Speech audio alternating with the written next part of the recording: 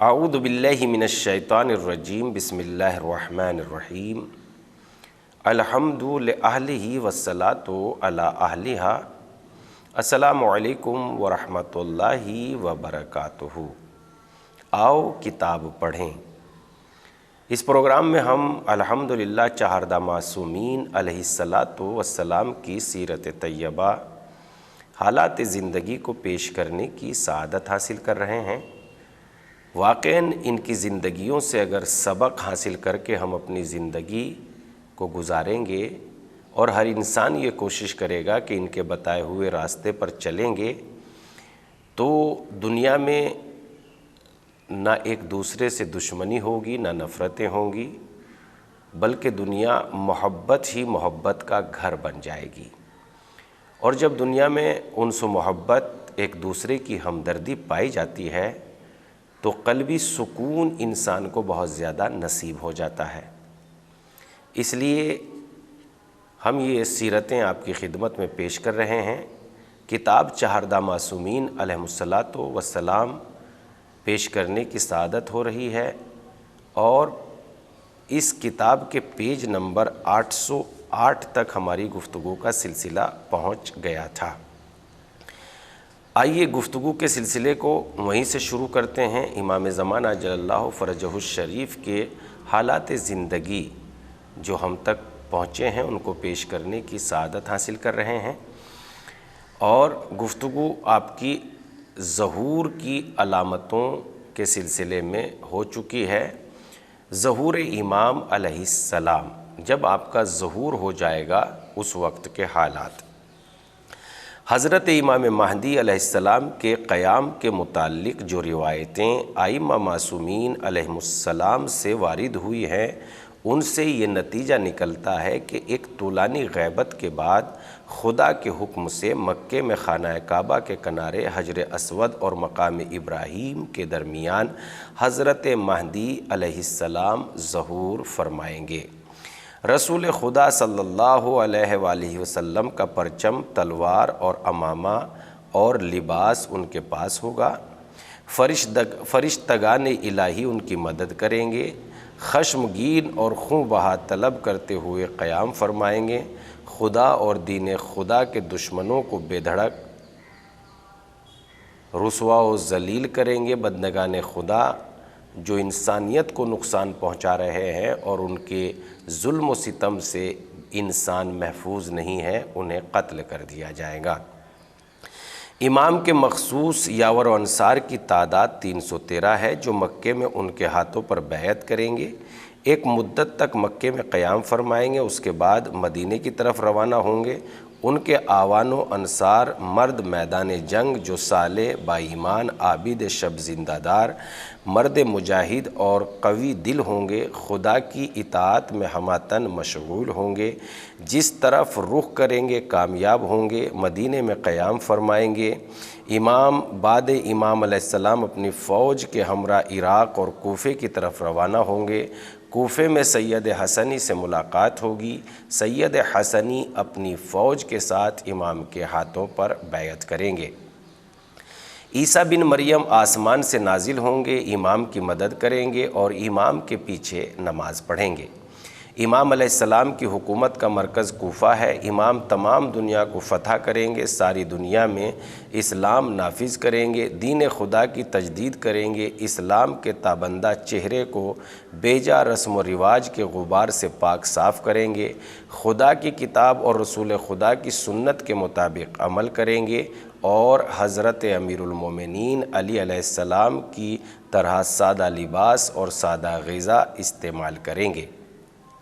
امام کی حکومت کے زمانے میں زمین کی برکت، ثروت، نعمت، میوہ اور اناج میں بے پناہ اضافہ ہوگا، فقر کا خاتمہ ہوگا، لوگ اس قدر خوشحال زندگی بسر کریں گے کہ زکوٰۃ اور صدقے کے لینے والے نہ ملیں گے، جس کو بھی دیا جائے گا وہ قبول نہ کرے گا۔ امام کے نزدیک رہنے کا شرف حاصل کرنے کے لیے لوگ کوفہ میں اتنی زیادہ سکونت اختیار کریں گے کہ امام کے پیچھے نماز ادا کرنے کے لیے اتنی زیادہ وسیع مسجد بنائی جائے گی کہ اس کے 1000 در ہوں گے۔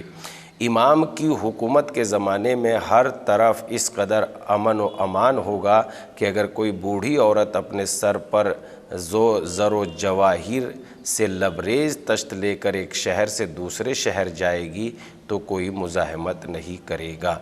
اس کے بعد سرمایہ کو لالچ کی نگاہ سے نہیں دیکھے گا۔ زمین اپنے خزانوں اور دفینوں کو امام علیہ السلام کے لیے ظاہر کر دے گی۔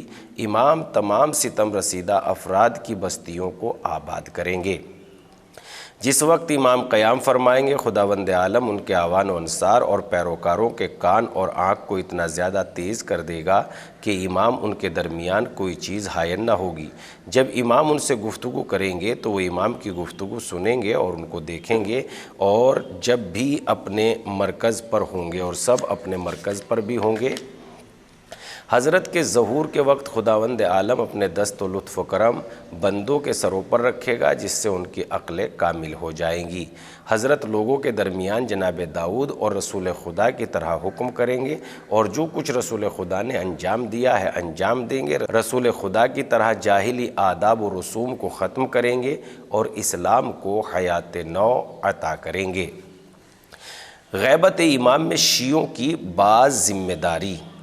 دعائے معرفت پڑھنا، اس دعا میں خدا و رسول اور امام کی معرفت کی درخواست کی گئی ہے۔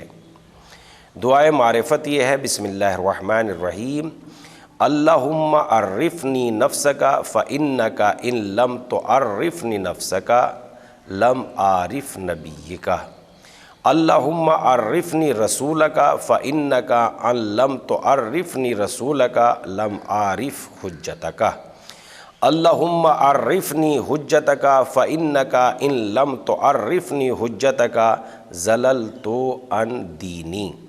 حقیقی عقائد پر ثابت قدم رہنے کے لیے یہ دعا پڑھنے کی تاکید کی گئی ہے۔ یا اللہ یا رحمان یا رحیم یا مقلب القلوب ثبت قلبی علی دینک۔ حضرت ولی عصر علیہ السلام کی سلامتی کے لیے یہ دعا بار بار پڑھنا چاہیے، خاص کر قنوت میں۔ اللہم کن لولیک الحجۃ ابن الحسن صلواتک علیہ وعلی آبائہ فی ہذہ الساعۃ وفی کل ساعہ ولیا وحافظا وقائدا وناصرا ودلیلا وعینا حتی تسکنہ ارضک طوعا وتمتعہ فیہا طویلا۔ امام زمانہ علیہ السلام پر درود بھیجنا اور ان کے جلد از جلد ظہور کے لیے اس طرح دعا کرنا: اللہم صلی علی محمد و آل محمد وعجل فرجہم۔ خود امام زمانہ علیہ السلام نے ارشاد فرمایا: میرے ظہور کے لیے زیادہ سے زیادہ دعا کرو، اسی میں تمہاری بھلائی ہے، اس سے بھی تمہارے امور حل اور آسان ہوں گے۔ جمعے کے دن امام زمانہ علیہ السلام کی زیارت پڑھنا مفاتح الجنان اور دعا کی دوسری کتاب میں یہ زیارتیں موجود ہے، جس کی ابتدا میں اس طرح ہے: السلام علیک یا حجت اللہ فی ارضہ۔ جمعہ، عید فطر اور عید قربان اور عید غدیر کے دن دعائے ندبہ پڑھنا۔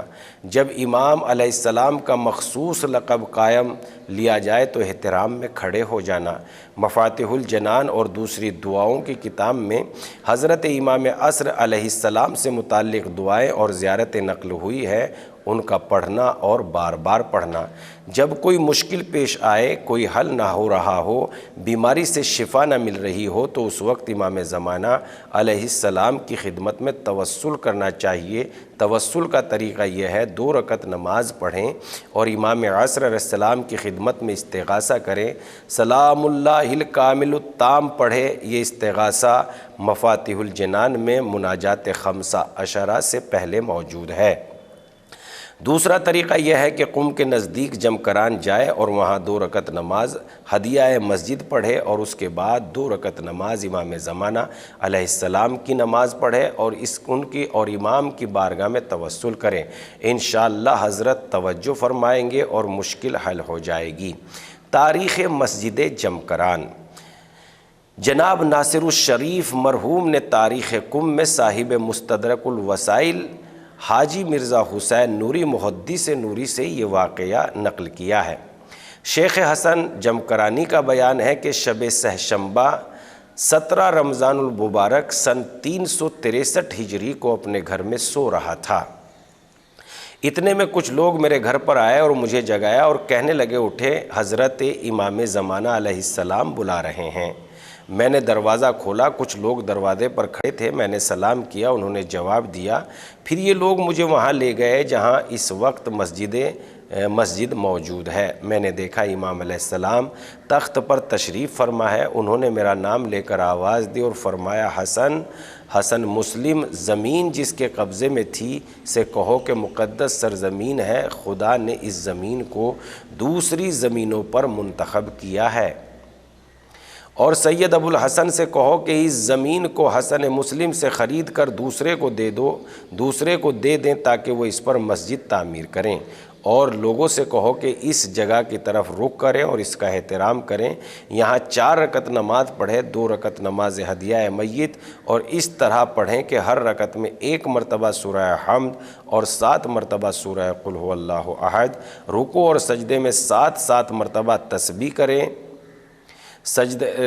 رکوع و سجدہ پڑھیں، پھر 2 رکعت نماز امام زمانہ علیہ السلام بجا لائیں، اور اس طرح کہ جب سورہ الحمد پڑھیں، ایاک نعبد و ایاک نستعین پر پہنچے تو اس کو 100 مرتبہ کہیں، اور اس کے بعد سورہ الحمد مکمل کریں اور قل هو اللہ احد پڑھیں، اور رکوع و سجود میں 7 مرتبہ تسبیح پڑھیں۔ نماز تمام کرنے کے بعد لا الہ الا اللہ کہیں، اور پھر جناب زہرا سلام اللہ علیہا کی تسبیح 34 مرتبہ اللہ اکبر، 33 مرتبہ الحمدللہ اور 33 مرتبہ سبحان اللہ پڑھیں۔ پھر سجدے میں سر رکھ کر 100 مرتبہ اللہم صلی علی محمد و آل محمد پڑھے۔ جو شخص یہ 2 رکعت نماز بجا لائے گا گویا اس نے خانہ کعبہ میں نماز پڑھی۔ یہ واقعہ تفصیل کے ساتھ کتاب نجم الثاقب یا کلمہ طیبہ میں دیکھا جا سکتا ہے۔ دونوں کتاب جناب محدث نوری کی تالیف ہیں۔ اپنے نیک اعمال امام علیہ السلام کی خدمت میں ہدیہ پیش کرنا، جیسے تلاوت قرآن مجید، حج، عمرہ، طواف آئمہ معصومین علیہ السلام کی پاکیزہ قبروں کی زیارت، یہ سب امام کی نیابت میں انجام دینا، اور امام علیہ السلام کی سلامتی کے لیے صدقہ دینا۔ صدق دل سے گناہوں سے توبہ کرنا، گناہوں سے توبہ کا دروازہ اگرچہ ہر وقت کھلا ہوا ہے لیکن زمانہ غیبت میں اس کی زیادہ اہمیت ہے، کیونکہ حضرت کی طولانی غیبت کا ایک سبب ہمارے گناہ ہیں۔ یہ توبہ و استغفار غیبت کی مدت کم کرنے میں مددگار ثابت ہوں گے۔ لوگوں کو حضرت کی طرف متوجہ کرنا، یعنی ہر شیعہ حضرت کا مبلغ ہو اور اپنی گفتار و رفتار سے حضرت کے نام اور کام کی تبلیغ کر رہا ہو، دینی پروگرام کو مستحکم کر رہا ہو، اس میں مدد کر رہا ہو۔ غیبت میں یہ سب ہماری ذمہ داریاں، اور تمام ذمہ داریوں میں اہم ذمہ داری اگر کوتاہی کی ہو تو سوال ہوگا۔ ہمیں ہر وقت حضرت کی آمد کے لیے تیار رہنا چاہیے۔ تیاری کا مطلب یہ ہے کہ ہم اپنی زندگی کو اس طرح مرتب اور منظم کریں جس میں حضرت کی خوشنودی ہو، اور اپنے عمل سے ہم یہ ثابت کریں کہ ہم حضرت کی عادلانہ اور منصفانہ حکومت کے خواہاں ہیں۔ اگر ہم اپنے عمل میں دینی احکام کے پابند نہ ہو تو خدا اور رسول اور اس کے بیان کردہ احکام پر توجہ نہ دے، پھر بھی یہ کہیں کہ ہم حضرت کے آنے کا انتظار ہے، تو یہ بات کسی طرح بھی قابل قبول نہیں ہے۔ اللہم امنن علینا برضاہ وہب لنا ورحمتا ورافتہ ودعاؤہ وخیرہ۔ حضرت امام مہدی علیہ السلام کے چند اقوال۔ آپ ارشاد فرماتے ہیں، فی ابنت رسول اللہ صلی اللہ علیہ وآلہ وسلم لی اسوۃ حسنہ۔ جناب زہرا بنت پیغمبر صلی اللہ علیہ وآلہ وسلم کی زندگی میرے لیے بہترین نمونہ عمل ہے، یعنی امام زمانہ علیہ السلام کے اقوال۔ ان الارض لا تخلو من حجت اما ظاہرا و اما مغمورا۔ زمین حجت خدا سے ہرگز خالی نہیں ہو سکتی، خواہ یہ حجت ظاہر ہو یا پوشیدہ۔ لِيَعْلَمُوا أَنَّ الْحَقَّ مَعْنَا وَفِينَا، یہ بات یقین کر لو کہ بے شک حق ہم اہل بیت کے پاس ہے اور ساتھ ہے۔ نحن صنائع ربنا وخلق بعد صنائعنا، ہم خدا کے ساختہ پرداختہ ہیں اور مخلوقات ہماری ساختہ پرداختہ ہیں۔ اما وجہ الانتفاع فی غیبتی فکل انتفاع بالشمس اذا غیبها عن الابصار السحاب۔ میری غیبت میں مجھ سے استفادے کی صورت اسی طرح ہے جس طرح بدلیوں میں پوشیدہ سورج سے استفادہ کیا جاتا ہے۔ انی لامان لأہل الارض کما ان النجوم امان لأہل السماء، میں اہل زمین کے لیے اسی طرح امن و امان کا سبب ہوں جس طرح ستارے آسمان کے لیے۔ اما الحوادث الواقعۃ فرجعوا فیہا الی رواة حدیثنا فانہم حجتی علیکم وانا حجت اللہ۔ اپنے روز مرہ کے مسائل میں ہمارے راویان حدیث جامع الشرائط مجتہد کی طرف رجوع کرو، وہ میری طرف سے تم پہ حجت ہے اور میں خدا کی طرف سے۔ کذب الوقتون، ظہور کا وقت معین کرنے والے جھوٹے ہیں۔ لا یحل لأحد ان یتصرف فی مال غیرہ بغیر اذنہ، کسی کے لیے جائز نہیں ہے کہ وہ دوسرے کے مال میں اس کی اجازت کے بغیر تصرف کرے۔ جناب شیخ صدوق کی کتاب کمال الدین اور جناب شیخ طوسی کی کتاب الغیبیہ میں امام زمانہ علیہ السلام کے 80 توقیعات ذکر ہوئی ہے، توقیعات ذکر ہوئی ہیں۔ بعض میں علماء سے خطاب ہے، بعض میں مرجع تقلید سے۔ اس سے اندازہ ہوتا ہے کہ امام علیہ السلام غیبت میں ضرور ہیں مگر اپنے چاہنے والوں سے غافل نہیں ہیں۔ دوستوں پر ان کی خاص نظر ہے۔ وہ لوگ جو ہدایت اور پاکیزگی نفس کے خواہ ہیں ان پر حضرت کی عنایت کچھ اور ہی ہے۔ جن لوگوں نے ان کو خلوص دل سے مدد کے لیے پکارا ہے، حضرت نے ان کی مشکل حل کی ہے۔ جن لوگوں نے اپنے علمی مسائل اور مشکلات میں ان سے مدد طلب کی ہے، حضرت نے ان کی علمی مشکل حل کر دی۔ خاص کر وہ حضرات جن کے ہاتھوں میں دین کی ذمہ داری ہے، ان پر تو حضرت کی خاص عنایت ہے۔ یہ عنایت سوال و جواب کی شکل و صورت کی بارگاہ اقدس میں صادر ہوئی ہیں۔ حضرت آیت اللہ العظمیٰ آقا سید ابو الحسن اصفہانی علیہ الرحمہ وفات 1365 ہجری اپنے زمانے کے زبردست مرجع تھے۔ حضرت امام زمانہ علیہ السلام نے ان کے پاس یہ پیغام بھیجا، ارخص نفس کا وجعل مجلس کا فی الدہلید وقض حوائج الناس نحن ننصرک۔ لوگوں کے لیے ملاقات کو آسان کرو اور اپنی نشست دہلیز یعنی چوکھٹ پر قرار دو تاکہ لوگ آسانی سے ملاقات کر سکیں۔ لوگوں کی ضرورتوں کو پورا کرو، ہم تمہاری مدد کریں گے۔ یہاں پر کتاب تمام ہو جاتی ہے پیج نمبر 817 پر۔ اللہم صلی علیہ وعلی آبائہ الطاہرین وعجل فرجہ الشریف وسہل مخرجہ وقض جمیع حوائجہ برحمتک یا ارحم الراحمین وآخر دعوانا ان الحمد للہ رب العالمین۔ الحمدللہ کتاب رہبران معصوم بھی آج مکمل ہو گئی، اور اس کتاب آؤ کتاب پڑھیں پروگرام میں بڑی اچھی ضخیم کتابیں، یعنی بہت ہی پیج والی کتابیں، 800 اور ہزار پیج کی کتابیں ہم نے آپ کی خدمت میں الحمدللہ پیش کر دی ہیں۔ سب سے پہلے صحیفہ کربلا، اس کے بعد الحمدللہ قصص القرآن، اور اس کے بعد الحمدللہ کتاب رہبران معصوم، جو اپنے آپ میں بڑے علمی خزانے لیے ہوئے ہیں، اور اس امید پر کی ہے کہ شاید ایک قدم محنت کا ہم اٹھائیں اور نہ جاننے والے جاننے کے لیے یا پیاسے لوگ سیرابی کے لیے ضرور علم کی طرف بڑھیں گے۔ آپ سے ہماری گزارش یہ ہے کہ جو اس پروگرام کو یوٹیوب وغیرہ پر یا کلام بوتراب پر نہیں پہچانتے یا نہیں جانتے، ان تک پہنچانا آپ کی ذمہ داری ہے، اور اس سلسلے میں آپ ہماری مدد ضرور فرمائیں۔ واللہ المستعان۔ والسلام علیکم ورحمۃ اللہ۔